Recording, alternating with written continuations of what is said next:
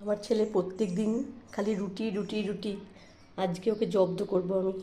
সেই কারণে দেখো আমি ডিমটা ভেজে রেখেছি, চিকেন কিমাটা ভেজে রেখেছি, চিংড়ি মাছ আর ক্যাপসিকাম গাজর একটু ভেজে রেখেছি, আর রসুন আর পেঁয়াজের কিমা করে রেখেছি। তো চলো দেখি।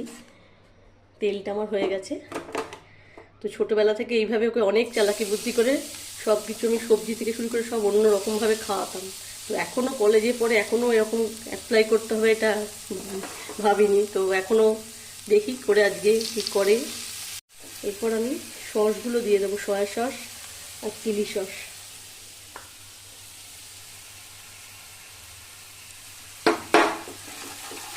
আজকে আমি আমাদের যে প্লেন সাদা ভাতটা আছে সেই ভাতটাই এর মধ্যে দিয়ে করে আমি ওকে বলবো মিক্সড ফ্রাইড রাইস।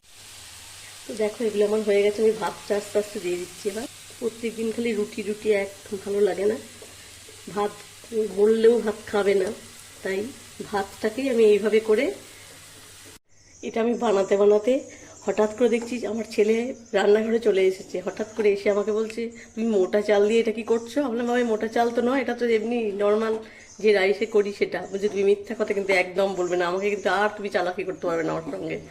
তোকে আমাকে আর এখন বড় হয়ে গেছে, আর চালাকি বুদ্ধি দিয়ে কিছু খাওয়ানো যাবে না। যাকগে আজকে